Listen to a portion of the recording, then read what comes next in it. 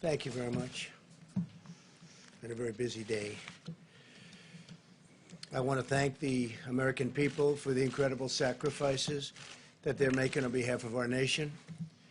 And I want to encourage everyone to keep following our guidelines on social distancing, avoiding large gatherings and hand washing and all of the other things that everybody knows they're supposed to be doing. Ultimately, the goal is to ease the guidelines and open things up to very large sections of our country as we near the end of our historic battle with the invisible enemy. We're going for a while, but we win. We win. I said earlier today that I hope we can do this by Easter. I think that would be a great thing for our country, and we're all working very hard to make that a reality. We'll be meeting with a lot of people to see if it can be done. Easter is a very special day for many reasons. For me, for a lot of our friends, that's a very special day. And what a great timeline this would be. Easter as our timeline, what a great timeline that would be. My first priority is always the health and safety of the American people. I want everyone to understand that we are continuing to evaluate the data. We're working with the task force and making decisions based on what is best for the interest of our fantastic country. In order to defeat the virus, we must continue to be very strong. Your resilience and spirit has been inspiring to everyone. Right now, this virus is attacking 149 countries, but everybody looks to us and they're watching us. And I'm very proud to be your president. I can tell you that. There's tremendous hope as we look forward and we begin to see the light at the end of the tunnel. Stay focused and stay strong, and my administration and myself will deliver for you as we have in the past. Let me provide you an update on critical preparations and supplies in our war on the virus. Through FEMA, the federal government is distributing more than 8 million N95 respirators, 14 million surgical masks, and many, many millions more under order, and they'll be arriving soon. 2.4 million face shields, 1.9 million surgical gowns, 13.5 million gloves, and more than 4,000 ventilators to the areas of greatest need have already been sent, and we have 4,000 being delivered to New York. The federal government is using every resource at its disposal to acquire and distribute critical medical supplies. The core element of this strategy is my executive order authorizing the use of the Defense Production Act, which has, as you know, already been activated actually a long time ago, quite a long time ago. Private companies are heeding our call to produce medical equipment and supplies because they know that we will not hesitate to invoke the DPA in order to get them to do what they have to do. It's called leverage. You don't have to use it from the standpoint of actually it's been activated, but you don't have to use it. But the threat of it being there is great leverage, and companies are doing as we ask, and companies are actually even better than that. They're coming through and they're calling us, and it's been really something to see. This morning, Ford, 3M, General Electric Healthcare are making tremendous numbers. They've already started of respirators, ventilators, and face shields. They're working together. We didn't have to exercise or utilize the DPA in any way. The fact that we have it helps, but we didn't have to, and for the most part, we won't have to. We're receiving full cooperation from companies with the understanding that the federal government stands ready to compel cooperation if need be. We haven't found that to be the case.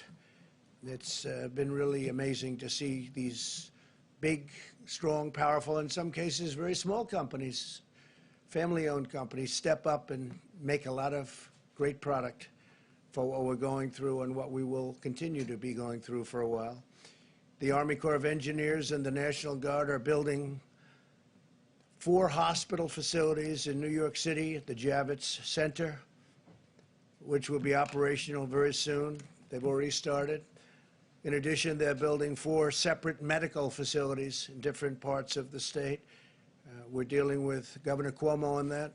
So you're going to have 4 hospitals and 4 medical facilities at the highest level, too. Really incredible facilities. Temporary, but incredible.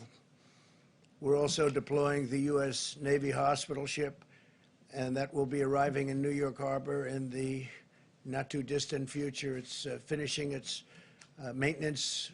They're doing a very big maintenance, and what we did is we condensed it very seriously. And as you know, the other hospital ship, and these are incredible ships, it's already on its way to Los Angeles. So we're in frequent contact with state and local officials and getting a lot of work done. We're likewise building hospitals in Los Angeles. We're working also the state of Washington.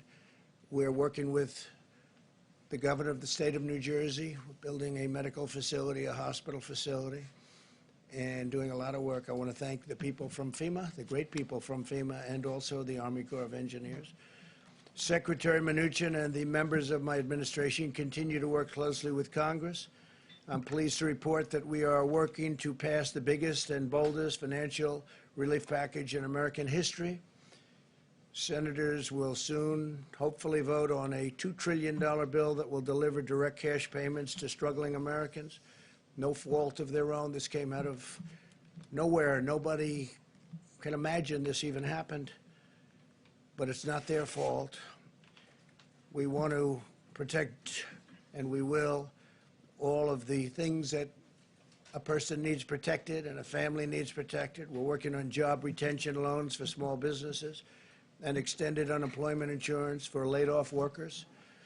The legislation will also include billions of dollars for additional resources for our, and really heroic, these are incredible doctors, nurses, brave, and hospitals, as well as support for hard-hit industries such as the airline industry and the cruise ship industry, which employ tremendous amounts of people and obviously serve very important functions beyond that, with very tough protections for the American taxpayer.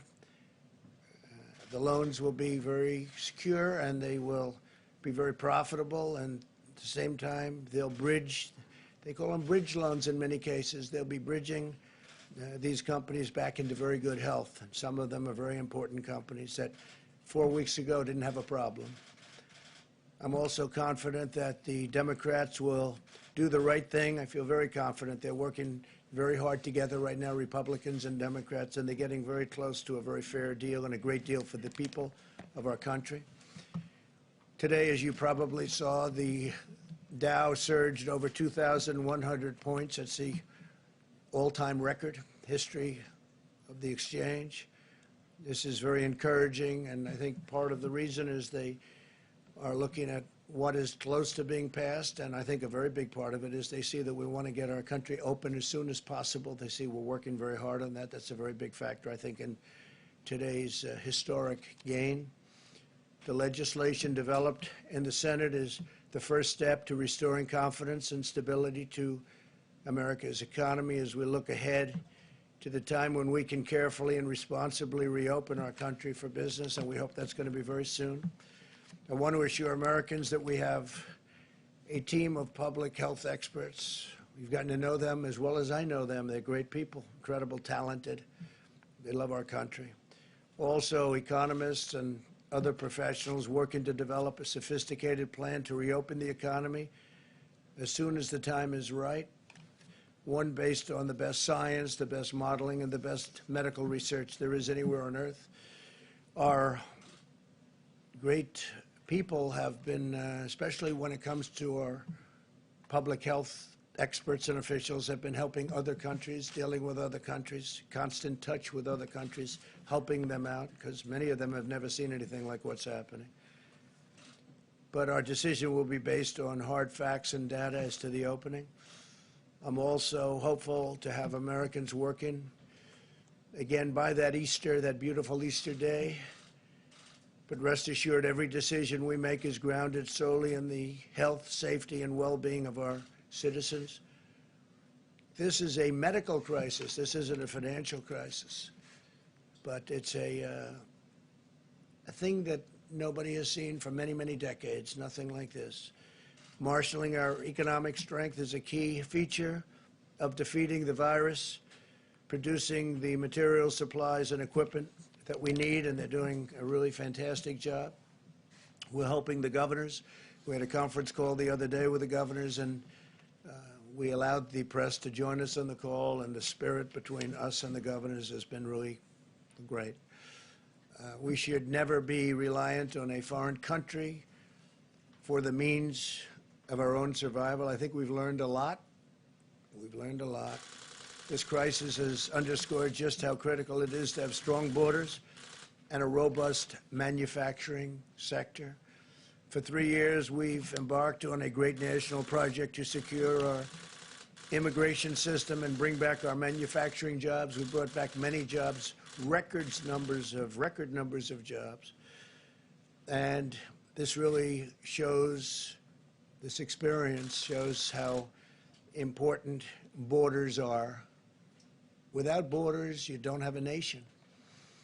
Our goal for the future must be to have American medicine for American patients, American supplies for American hospitals, and American equipment for our great American heroes. Now both parties must unite to ensure the United States is truly an independent nation in every sense of the word. Energy independence, we've established that, and something incredible that we've established. We're energy independent, manufacturing independence, economic independence, and territorial independence enforced by strong, sovereign borders. America will never be a supplicant nation. We will be a proud, prosperous, independent, and self-reliant nation. We will embrace commerce with all, but we will be dependent on none. Above all, we know that the best thing for our economy and the world right now is a very, very powerful victory over the virus. Every day, the American people are showing the unity and resolve that has always defined the character of our nation. In New York, citizens are using 3D printers to make hundreds of face shields. They're making them by the hundreds. In Texas, businesses and churches are uniting to collect gloves and thermometers for hospitals.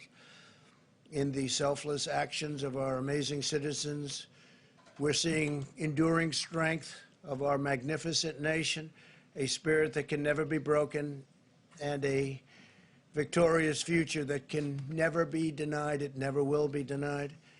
Now what I'd like to do is perhaps ask a person who has really established herself as maybe the world's great expert on what she does. If I could ask Deborah to come forward and say a few words, and then I'll ask Tony to come up and speak, and then our Vice President, and then we'll take a few questions, and we'll do it quickly, and we'll probably see you again tomorrow. So, Deborah, please. Thank you. Thank you, Mr. President. I think those of you who heard the town hall, we are continuing to accelerate testing at a record rate. We now have 370,000 tests that have been done. The majority of those, over 220,000 in the last 8 days, which are those of you who have been tracking the South Korea numbers, put us equivalent to what they did in 8 weeks that we did in 8 days. This was made possible because of the HHS team working together, bringing together the strength of the FDA with the CDC and under the leadership of Secretary Azar. We're very proud of those numbers, but we know that we have to do more, and we continue to accelerate in testing to ensure that those who need the test are tested first and have access. As we talked about yesterday, we're working on the ability for people to take their own sample. That does not mean home testing. That means taking your own sample in the front of your nose with available swabs into normal saline that can be transported to the laboratories. That will allow and free up all of the drive-thrus to be very sparing on PPE, because you'll be able to do that with gloves rather than the full PPE outfits. This will allow for more of that PPE to be dedicated to our hospitals. I think those of you who are tracking this epidemic closely, like I am, you will begin to see that there is encouraging results coming out of Italy. We are impressed by the decreases that are seen in mortality, the number of people succumbing to this illness, and the number of new cases. Our new cases will continue to surge because we're still working on our backlog, although we will be in touch with the laboratories after this press conference to really find out how many are still in backlog and how many were run in the last 24 hours. Until we can get into a 24-hour cycle, we're going to have disproportional number of new cases compared to the actual new cases, and we will let you know when we've reached that equilibrium. Finally, and I know Dr. Fauci will talk about this further, we remain deeply concerned about New York City and the New York metro area. About 56% of all the cases in the United States are coming out of that metro area, and 60% of all the new cases are coming out of the metro New York area, and 31% of the people succumbing to this disease. It means, because they still are at the 31% mortality compared to the other regions of the country, that we can have a huge impact if we unite together. This means, as in all places, they have to be following the presidential guidelines that were put out 8 or 9 days ago, and this will be critical. But to everyone who has left New York over the last few days, because of the rate of the number of cases, you may have been exposed before you left New York. And I think, like Governor DeSantis has put out today, everybody who was in New York should be self-quarantining for the next 14 days to ensure that the virus doesn't spread to others, no matter where they have gone, whether it's Florida, North Carolina, or out to far reaches of Long Island. We are starting to see new cases across Long Island that suggest people have left the city. So this will be very critical that those individuals do self-quarantine in their homes over these next 14 days to make sure they don't pass the virus to others based on the time that they left New York. So if they've already are 4 days out, then it's just 10 more days. So I thank you if you help get that message out to others. Dr. Fauci? Thank you very much, Mr. President. Deb. I want to just talk very briefly about 2 or 3 things. First, the issue of testing and how that has really changed the complexion of the approach that we're going to be able to take. Testing was an issue. We had many questions of testing in this room for a number of times. Now that we literally have hundreds and hundreds of thousands of testing out there, there are a few things that we can do with that. One of the things is that when we make policy about what we're going to be doing with the rest of the country, particularly those areas that are not hot spots, we need to know what the penetrance of infection is there. So we need to put a light on those dark spots that we don't know. We have to act policy-wise on data, and we're going to be getting more data, a lot more data. The other thing is that the areas of the country that are not hot spots, that are not going through the terrible ordeal that New York and California and Washington State are going through, they still have a window of significant degree of being able to contain. In other words, when you test, you find somebody, you isolate them, you get them out of circulation, and you do the contact tracing. When you have a big outbreak, it's tough to do anything but mitigation. We have an opportunity now that we have the availability of testing to do that. So you're going to be hearing more about how we can inform where we're going, particularly because we have the ability to test. The second thing is I just want to reiterate what Dr. Birx said about New York. It's a very serious situation. They've suffered terribly through no fault of their own. But what we're seeing now is that, understandably, people want to get out of New York. They're going to Florida. They're going to Long Island. They're going to different places. The idea, if you look at the statistics, it's disturbing. About 1 per 1,000 of these individuals are infected. That's about 8 to 10 times more than in other areas, which means when they go to another place, for their own safety, they've got to be careful, monitor themselves. If they get sick, bring it to the attention of a physician, get tested.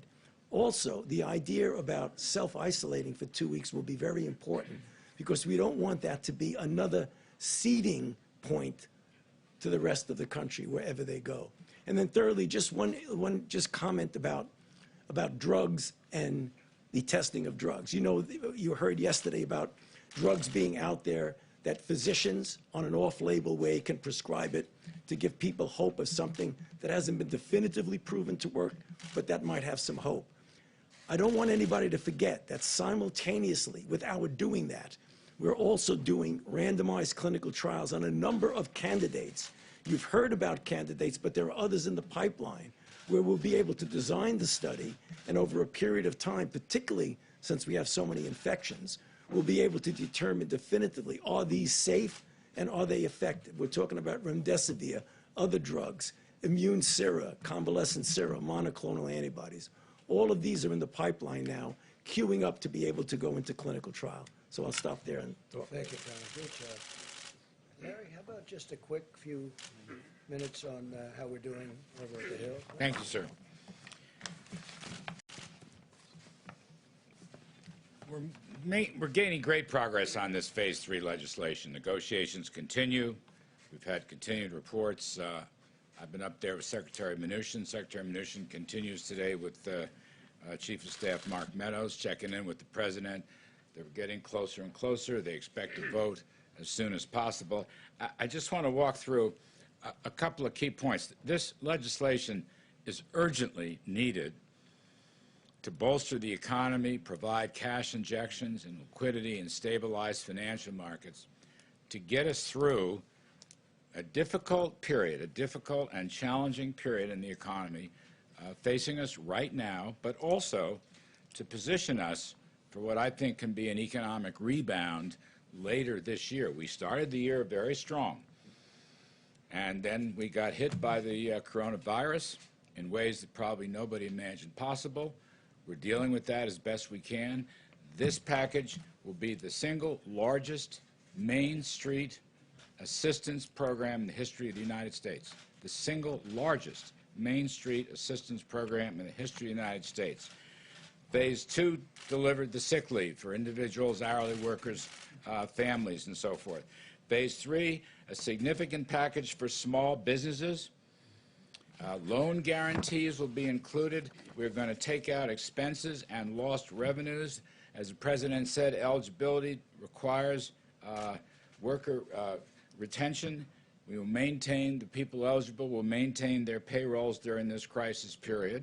And on top of that, we will have direct deposit checks of roughly $3,000 for a family of 4, and that will bridge to enhanced, plussed-up unemployment insurance benefits that will essentially take those up to full wages.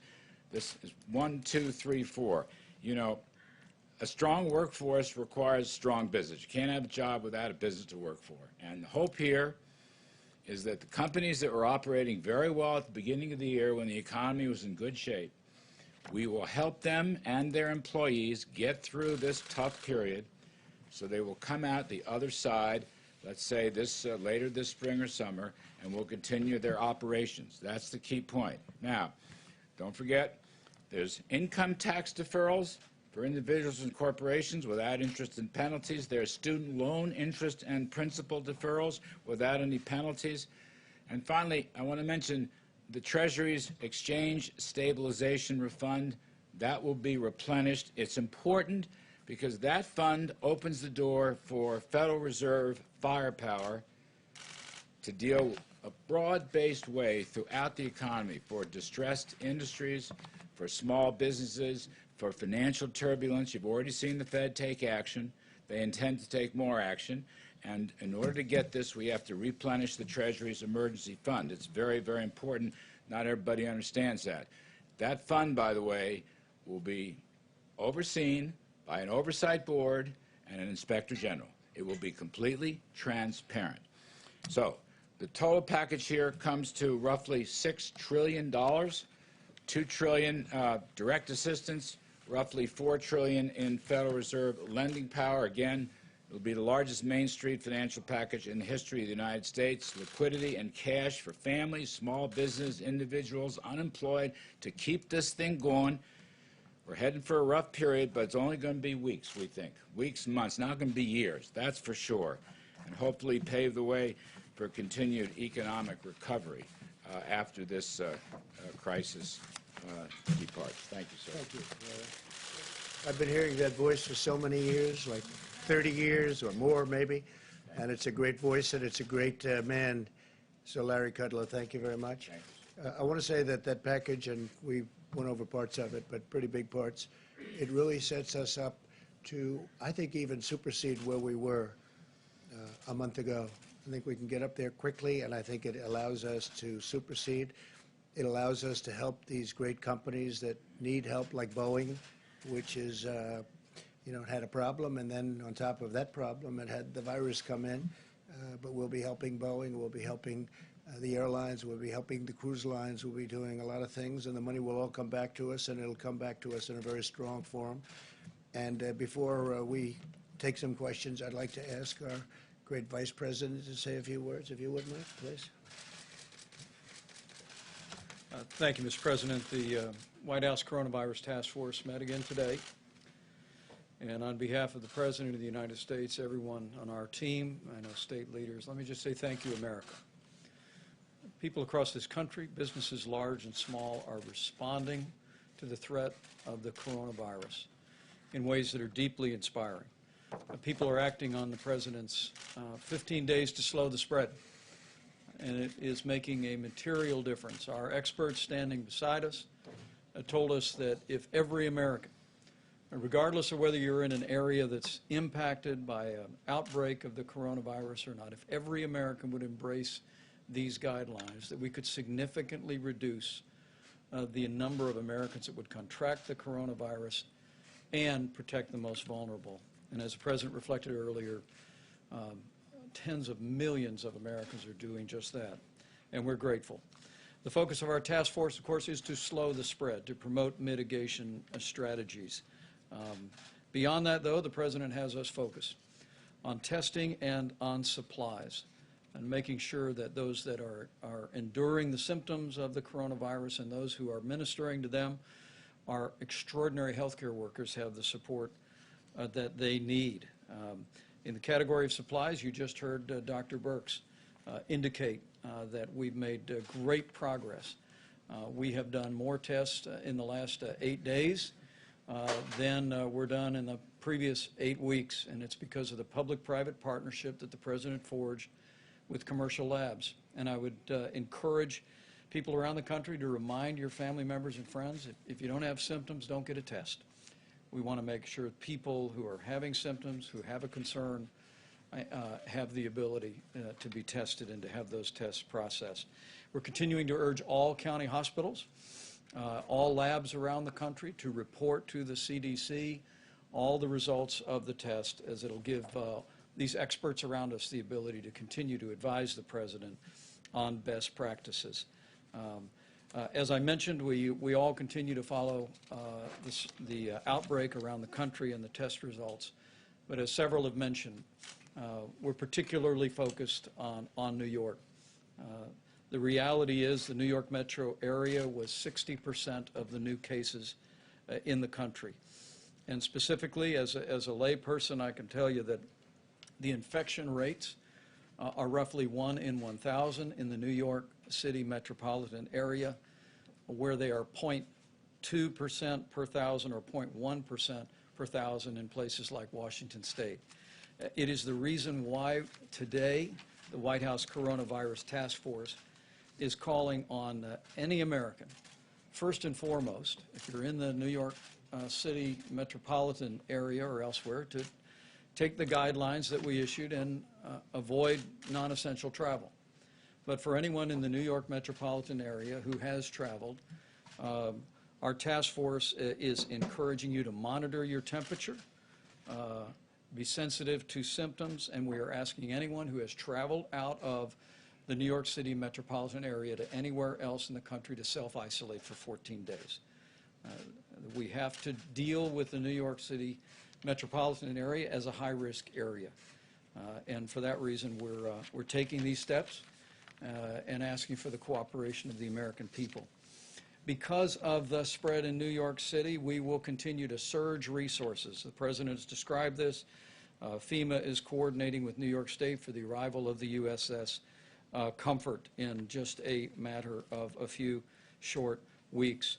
Over the next 24 hours, more than 4,000 additional ventilators will be delivered to New York State as well. New York State has prioritized 3 alternative medical facilities, and at the President's direction, the Army Corps of Engineers is working on plans to build those facilities out. You've heard the President speak about the Javits Center, the addition of 1,000 beds, and we'll continue. I want the people of New York City and the greater New York City area to know that we're with you. We're going to continue to provide resources to support your state and local officials as they confront the spread of the coronavirus in that great city. On the subject of supplies, we had team meetings today at FEMA, which is working on identifying the critical personal protective equipment and ventilators. At this point, FEMA informs us today that they are distributing 7.6 million N95 respirator masks, more than 14 million surgical masks, and FEMA has already shipped 73 pallets of personal protective equipment to New York, 36 pallets of personal protective equipment to the state of Washington. We'll be meeting again tonight. As you know, the President stood FEMA's National Response Center up, and they are in the lead for the approach to the coronavirus, which is locally executed, state managed, and federally supported. And we'll continue to surge those resources and make sure that they're available. One last word, if I may. The President reflected on the response businesses around the country have brought to this moment. It truly is extraordinary. The President did initiate the Defense Production Act last week, but as the President has reflected many times, we will use the Defense Production Act if we need it to mandate production of critical supplies. But so far, no one has said no. And in fact, we see industries stepping up. The President mentioned Ford Motor Company working with 3M and GE Health to expand production of medical supplies. We heard that McDonald's is now offering curbside delivery to truckers who are unable to use the drive-through to pick up a Big Mac. And I spoke today, and the President spoke last week with Tim Cook of Apple, and at this moment in time, Apple went to their storehouses and is donating 9 million N95 masks to healthcare facilities all across the country and to the national stockpile. There is a level of generosity that I know is inspiring to the President, and it's truly inspiring to all of us who are working on the White House Coronavirus Task Force. The President's made it clear that he hopes, in weeks, not months, to be able to open up the country. But let me make one last encouragement to every American. We will get to that day quicker if every American will put into practice the President's coronavirus guidelines for our nation. 15 days to slow the spread. If every American will do this, I have no doubt that we will slow the spread, we will protect our most vulnerable, and we will heal our land. Thank you, Mr. President. Mr. President, you just reiterated that you hope to have the country reopened by Easter. You said earlier you would like to see churches packed on that day. My question is, you have 2 doctors on stage with you. Have either of them told you that's a realistic timeline? I think we're looking at a timeline. We're discussing it. We had a very good meeting today. If you add it all up, that's probably 9 days plus another 2.5 weeks. It's a period of time that's longer than the original 2 weeks. So we're going to look at it. We'll only do it if it's good, and maybe we do sections of the country. We do large sections of the country. That could be 2. But no, we're very much in touch with Tony and with Deborah on everything we're doing. Who suggested I that just day? thought it was a beautiful time. It would be a beautiful time, a beautiful timeline. So that was It's a based great on day. any of the data? It was based on a certain level of weeks from the time we started, and it happened to arrive. Actually, we were thinking in terms of sooner. I'd love to see it come even sooner, but I just think it would be a beautiful timeline. John? Mr. President, if you look at what we've just seen in the last day or so, you've seen the number of known coronavirus cases in the country double in just 2 days. Another 95 people have died just in the last 24 hours. New York's governor is saying this is spreading like a bullet train across the country, and the governor of Louisiana is saying that his state may not be able to handle the cases that they're facing by early April. So what are you seeing in all of this that leads you to think Yeah, that we we're could working with all reopen of by them, sure. Easter or even earlier? Sure. We're working with all of them. We can be talking about large sections of our country because there are sections of our country that you didn't talk about that are doing unbelievably well. They have very little incidence or problem, very small numbers. It's very possible that they won't be ever subject to what's happening in New York. New York is definitely a hot spot. There's no question about it. And you know what we're doing in New York to try and help. And I think we're doing an incredible job. We're going to have the hospitals up quickly, the medical centers also quickly. But we'll just have to see. We have to follow it. We have to see. We're going to look at that curve. We're going to see when it starts coming down. And we'll do the best job that can be done. John, please. Question for you, Mr. President, Dr. Fauci, if we could. Just when looking at this idea of an Easter timeline, and I don't know that's probably flexible, what are the metrics by which you will make the decision as to whether you can say, yes, we can open up this area of the country, or no, we can't open up that area? I mean, will you be looking at disease numbers? Will you be looking at possible containment, isolation? I think we'll be looking at a lot of things. We'll also be looking again at very large portions of our country, and I will be guided very much by Dr. Fauci and by Deborah and by some of the other professionals that work with both of you, and we're going to see what will be. But that would certainly be, I think that's a goal that perhaps can happen, or at least for a very large portion of our country. Dr. Fauci, since, as the President said, you and Dr. Birx and others will be guiding him in making the decision, where are you now with this timeline of 19 days from now? So, I mean, that's really very flexible. We just had a conversation with the President in the Oval Office talking about, you know, you can look at a date, but you've got to be very flexible. And on a literally day-by-day and week-by-week basis, you need to evaluate the feasibility of what you're trying to do. And, John, you asked for, you know, what kind of metrics, what kind of data. When you look at the country, I mean, obviously, no one is going to want to tone down things when you see what's going on in a place like New York City. I mean, that's just, you know, good public health practice and common sense. But the country is a big country, and there are areas of the country, and I refer to this in my opening remarks, that we really need to know more about what the penetrance is there. So if we do the kind of testing what we're doing, and testing will always be associated by identification, isolation, and contact tracing, and you find after a period of time that there are areas that are very different from other areas of the country, you may not want to essentially treat it as just one force for the entire country, but look at flexibility in different areas. So I think people might get the misinterpretation, you're just going to lift everything up, and even somebody's going like that. I mean, that's not going to happen. It's going to be looking at the data. And what we don't have right now, that we really do need, is we need to know what's going on in those areas of the country where there isn't an obvious outbreak. Is there something underneath the surface that says, wait a minute, you better be careful and really clamp down? Or what looks there that you don't really have to be as harsh as you are in other areas. So it's looking at information that up to this point, John, we never had. So it's a flexible situation. So is New York becoming our norm? Is New York becoming the epicenter? Well, it certainly is by far the, if you call it hot, if you call it any word you want to use, it is at a level that, I was speaking to Tony before, it's a level that no place else is close. It's very unfortunate. You know, one of the things that's happened that we've done, I think, a really good job on, I think that it's something special what's happened is, I learned from Dr. Birx a little while ago when she said, I learned it actually this afternoon, in 8 days, because we kept hearing about South Korea. They had a very tough time at the beginning, if you remember. In 8 days, we're doing more testing than they've done in 8 weeks. That's a tremendous turn. And with our testing, it's going exponentially. It's going up, up, up every day. So we're going to be able to do things with this very highly sophisticated testing. And it's also, the test itself is considered the best test. So on top of doing now more than anybody else, we have a very high-quality test. That makes a big difference. It also makes a big difference even in terms of opening, because we're going to see those areas like the hot spots.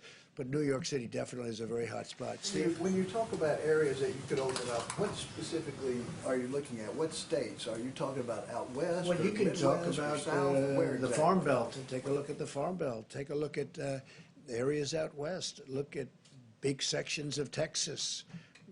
I was talking to the great governor of Texas. They've done a fantastic job out there, but they have very big sections of Texas where You know, it's like numerous states, frankly. But we can have large sections of, if we want to do it that way, we can have large sections of the country open. I think it's very important that we start moving on that and start thinking about it, because our country wants to be open. Our people want it to be open, and they're raring to go. And I think it's one of the reasons that we're going to have a tremendous bounce back. I think it's going to go very quickly. Also, I want to thank, while I'm here, I want to thank Larry for the job he's done, Steve Mnuchin for the job he's done. If you look at Peter Navarro, he's sort of doing different things. He's really, he's a force in terms of getting masks and getting all of the ventilators and all the things. He's been fantastic, Peter. But I also want to thank Congress, because whether or not we're happy that they haven't quite gotten there yet, they have been working long hours. I'm talking Republicans and Democrats, all of them. The House, the Senate. I want to thank Congress because they are really trying to get there, and I think they will.